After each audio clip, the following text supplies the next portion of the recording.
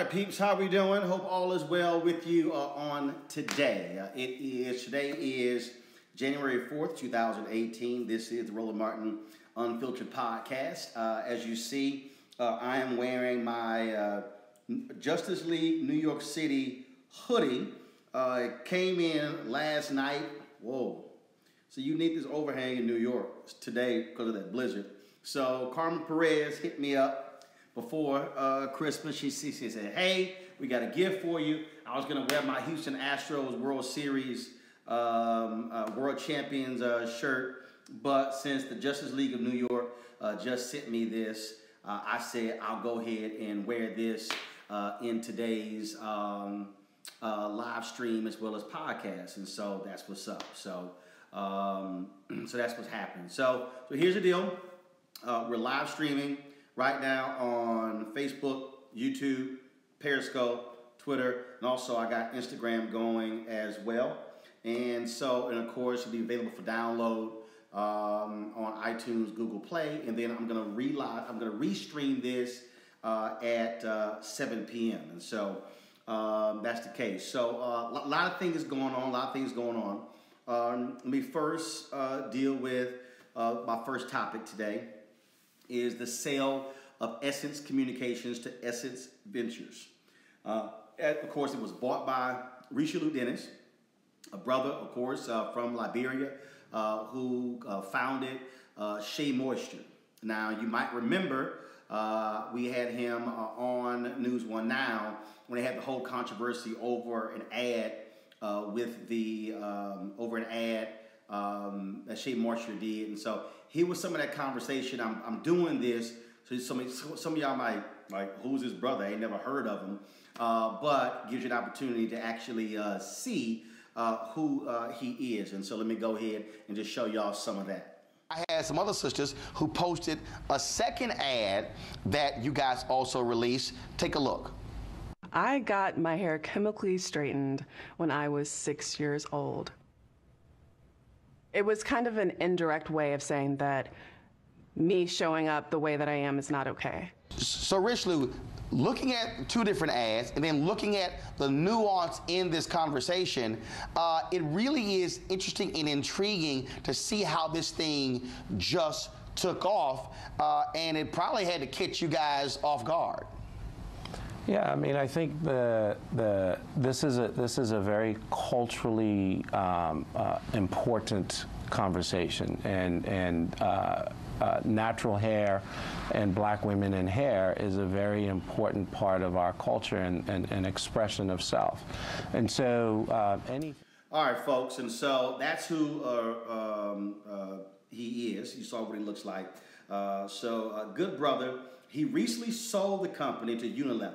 Okay, and of course, he then buys Essence Ventures. So let me break some of this down for some people, because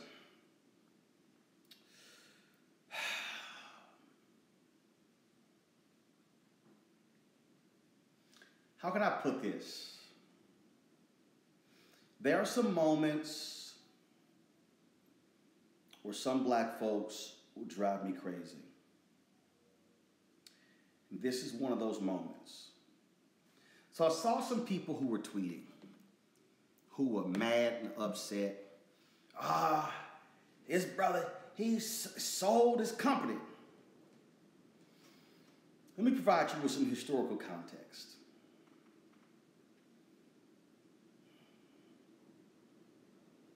When Ed Lewis sold 49% of Essence Communications to Time Inc.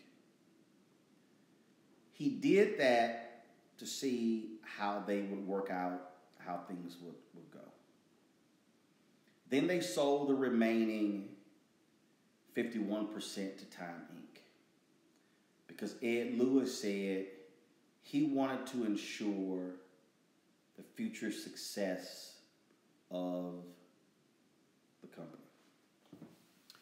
Black people were mad. Black people were upset. But Ed Lewis said, I need to ensure that the magazine will continue to live and would be with a magazine company. Other people were really angry and mad. They were upset. But here's why, and I get it. I get why black people were reacting emotionally to the sale of Essence no longer being black owned. But I need to remind those people that not a single one of them ever paid one of the bills of Essence magazine. Oh yeah, I know people say, I'm a subscriber. You're right. But you were getting 12 issues of Essence magazine for $15. That wasn't paying for the magazine. It's not. Advertising pays for the magazine. It's simple as that. And so, not a single one of these people who were complaining ever paid any of their bills. They didn't sit here and miss payroll. They didn't give up their health care or other things to keep the magazine afloat. So it's a little hard for me to listen to folks who never run a business get mad when somebody sells. Here's what people didn't realize. If you read Ed Lewis's book about Essence, you would have realized that Ebony Magazine made more money from the sale of Essence than he did. Do you know why? Because according to his book, years ago, Umar Johnson tried to buy up the different shares of Essence Magazine, and then they put in a poison pill and stopped him. So Ebony Magazine, Johnson Publishing Company, was a huge beneficiary of the sale of Essence Magazine to Time Inc. So he sells it to Time Inc. And he did so because thinking that, well, Time Inc., they can leverage their other magazines to drive more advertising revenue to Essence Magazine.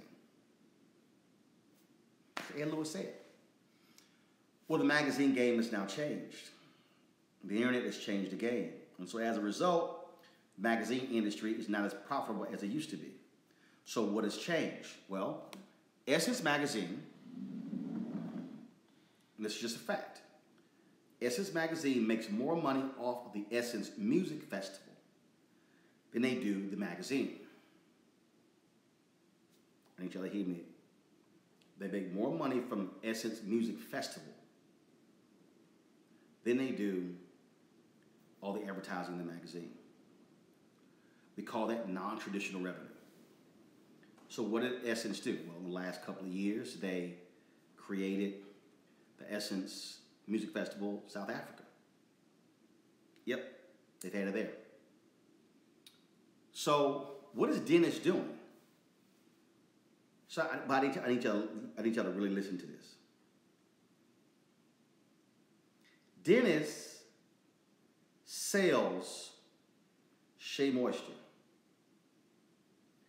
And with the proceeds of Shea Moisture that he got from that, he's able to turn around and buy this historic black magazine that's really now a branding company. And we mad?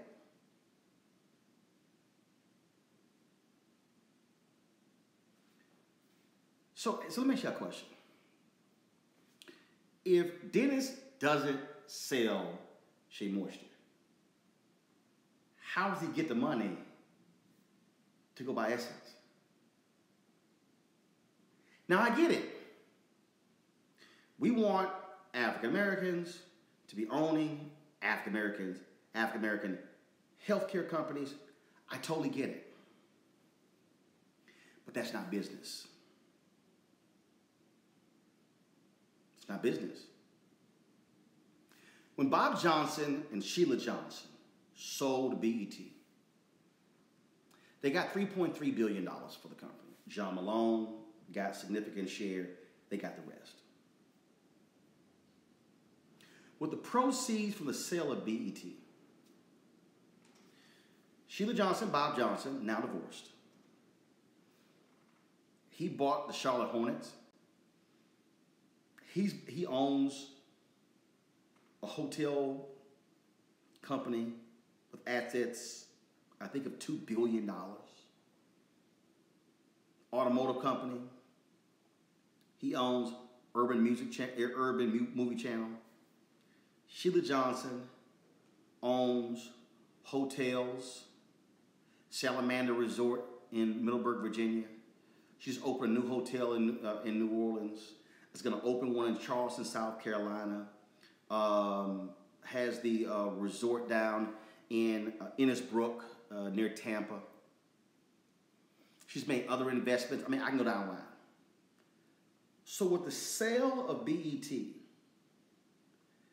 they've been able to expand business. So we're mad. We're upset. That makes no sense to me. It defies logic. So we have to understand that people are going to start businesses to sell them because they're the ones who are working the business. And so this brother has a plan, and here's the other deal. He has provided equity in Essence Ventures to its all-black female leadership team. Are y'all hearing me? That means all those sisters, Michelle E. Banks, Vanessa DeLuca, down the line, all those sisters who before, why didn't y'all listen to me? All those sisters who before didn't have equity in Essence, meaning they got a paycheck. They now have equity in a magazine for black women, meaning they now have ownership. So this brother creates a company, buys Essence Communications. It's called Essence Ventures. Provides equity / ownership to this all-black female executive team. And some folks mad.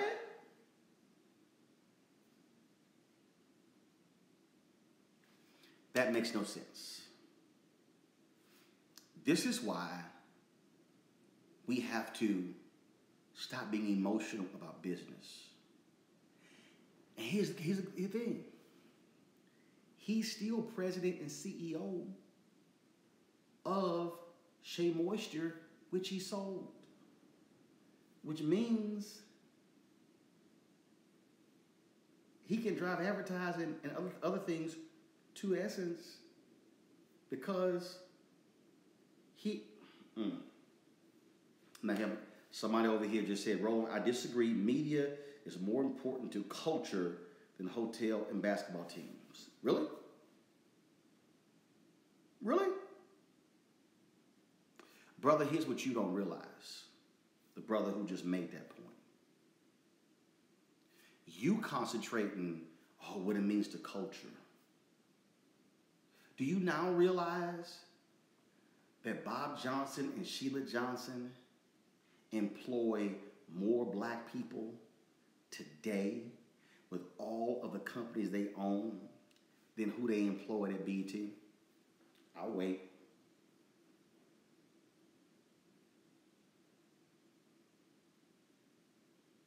Let me say it again. They employ more black people today than they did when they owned BET. let me help, you know what, brother? Let me help you out even further. You don't even realize that BET used to be, BET was private. Then became a publicly traded company. Bob Johnson felt Wall Street was not valuing BET, so he took it back private. You don't even realize the black millionaires who were created by virtue of BET.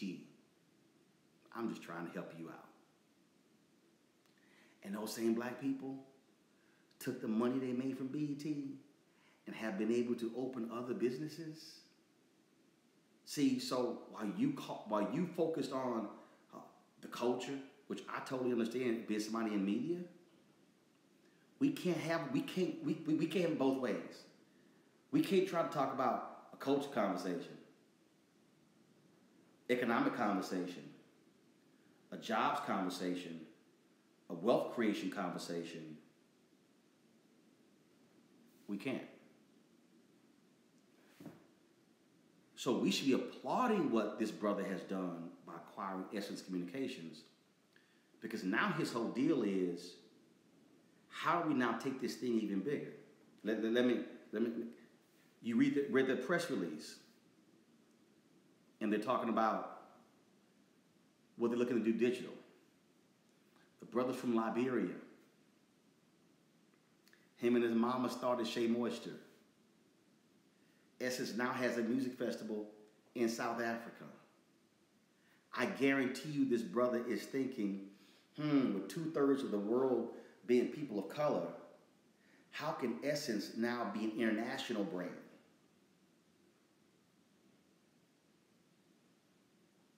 How can Essence now be a major player and now taking the Essence brand to other African nations? Bro, you got the thing way bigger.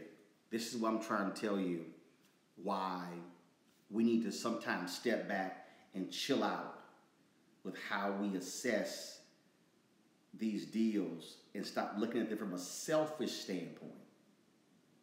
A selfish standpoint. Okay. Now, let me address, we'll go to my second topic. So let me address all this back and forth between Dr. Umar Johnson, Tariq, Nasheed, and Boyce Watkins. Here's what I originally was going to do. Originally, I was going to do this live stream and literally sit here and read a book and then say at the end, well, that's all that needs to be said about that. Because it really has no impact on my life. None. This back and forth between Tariq, Umar, and Boyce, no impact. Has no relevance on my life at all. In fact, I would rather just go to sleep. Just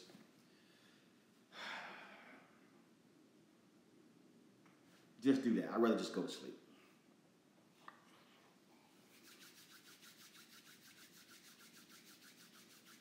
But I opted not to do that. So let me start. So I don't have any dealings with any of the three of them. I don't.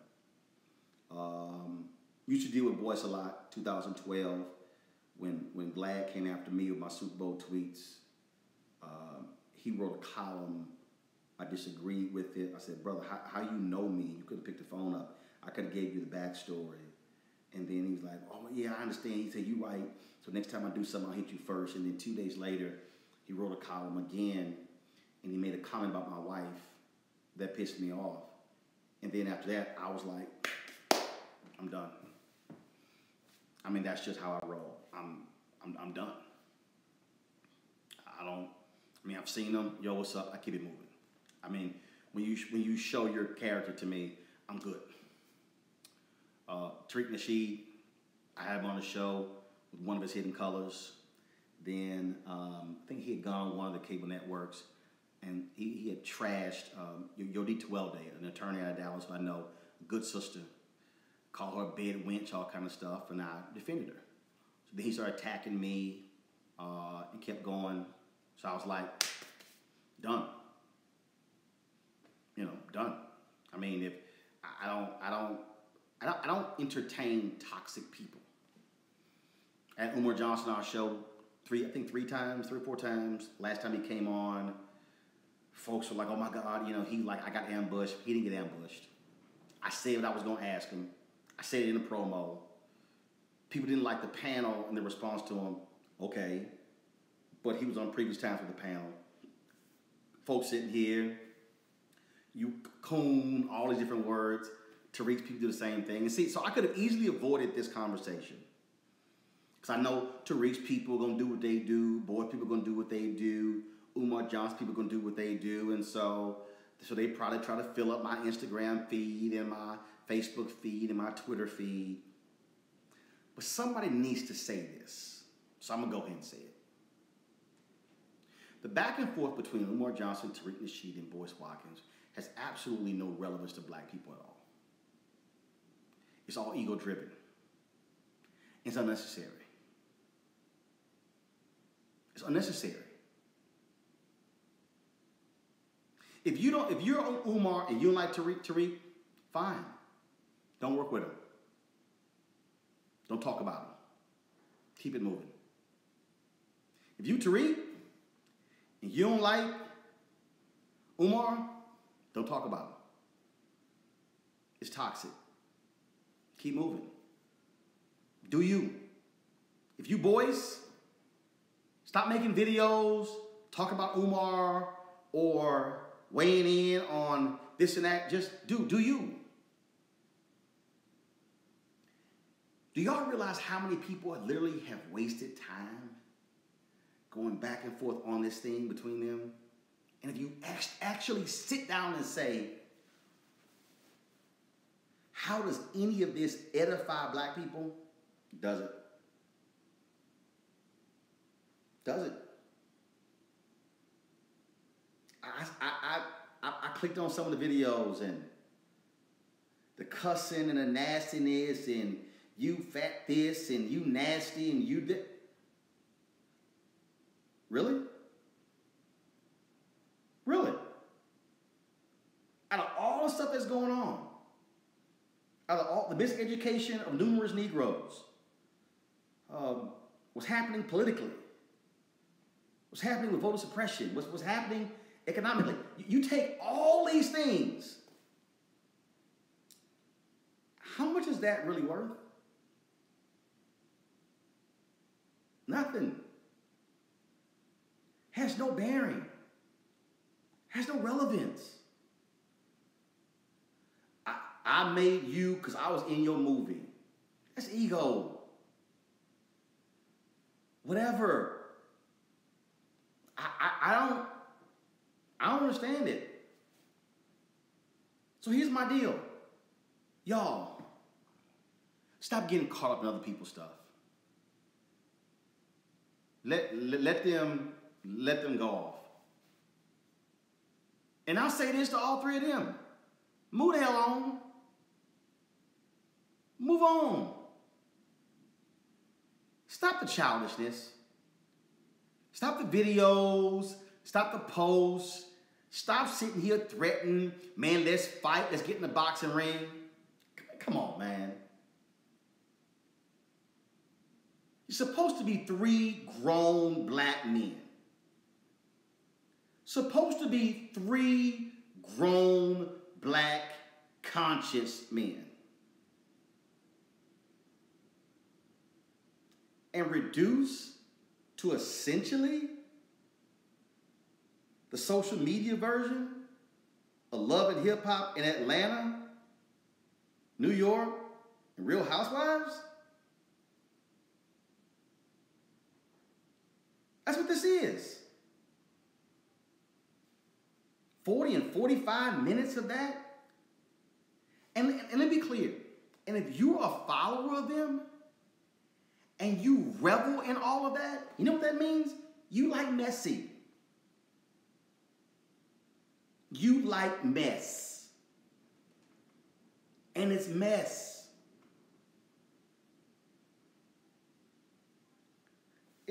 When Tariq's people try to come at me, I know all the language. Mute. Mute. When they come on my Instagram page and my Facebook page and my YouTube channel, coon this, coon that, block, delete. Umar's people, same way. You coon, delete, block. F you this, you this, mute, block.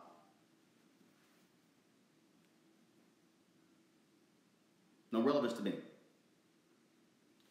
I'm not going to engage in this back and forth because it does nothing. See, I could have easily avoided this conversation. I could have easily just said, you know what? I ain't gonna say nothing. Man, my name Bennett ain't in it. I said, you know what? No. Another black man needed to say it. Another black man needed to say to 3 other black men, can y'all cut this nonsense out? It does nothing for black people. It does nothing for consciousness. It does nothing for advancement. All it does is reduce people to silliness. And that's what it is. If you want to go make movies, Tariq, without Umar, do you? Go right ahead. Umar, if you want to go speak somewhere or keep raising money to open a school, man, just go. Just go. Boyce, if you want to do whatever you do with your website, go ahead and do it. But seriously, the name calling and the trashing, all that sort of stuff, is just a bore. And all it does is take up precious space in the minds of many people. And what it does is it allows messy people to revel in more of the messiness. Again, and guess what? And if that means, oh man, I got more people who click that YouTube channel, whatever. Whatever. If this thing was all about that, if this thing was all about, you know, Instagram followers and stuff like that, congratulations. Congratulations. Way to go. Way to go. But it means nothing. All I heard was a bunch of name calling, trash talking, just mess. And 3 grown black educated men should not be behaving like that. If somebody don't like you, whatever, they don't like you. It don't even matter. Just focus on what you're doing. That's what I'm doing. I don't care what my critics say. I don't. All these people, oh yeah, this is why your show got canceled. No, you don't know what the hell you're talking about. I heard directly from the CEO why the show got canceled. And I'm meeting with them to figure out what we're going to be doing in 2018. I'm working on other plans. That's what I'm doing. That's what I'm focused on. Period. Not haters, not anything else. Don't care. Don't care. It means nothing to me. Nothing to me. Last thing, Donald Trump has gotten rid of his fraudulent voter fraud commission dealing with election integrity. It was a joke. Shout out to the Lawyers Committee and Kristen Clark, to NAACP Legal Defense Fund and Sherilyn Eiffel. Their lawsuits did a great job on holding them accountable. Trump, of course, is back to trumpeting voter ID. Again, Republicans are all about voter suppression. See, these are things that matter. And so I'm trying to get some stuff up and explain, trying to get some stuff up that I'm working on. And hopefully we'll be talking with Kristen Clark real soon about this and what it means. So we're working on those things right now. So again, great job to them. So that's it, folks. I gotta go. I got some other work to do. I've got some business meetings I'm working on. And you can hit me up on Twitter, Instagram, Snapchat at Roland S. Martin. You can also go to my digital website, allthat.tv, for some great content. Don't forget. You can also catch me on this audio podcast. You can download this by going to Google Play or going to iTunes. And, of course, don't forget as well, you can check the replay of this on YouTube, Periscope, and Facebook. And I'll restream this at 7 o'clock as well. All right, folks, y'all have a great day. And do me a favor. Focus on stuff that matters. If there's something you can do in 2018, don't waste your time with toxic conversations and toxic people. If people want to get involved in that stuff, knock them out. Tell them, hey, congratulations. Don't waste your time getting involved in that, because it doesn't do any of us any good. None of us. So that's what the focus should be. Our focus should be on things that edify us, that improve us, that make us better. Not stuff that's messy and toxic. Okay? So I got to go. Holler at y'all later. Deuces.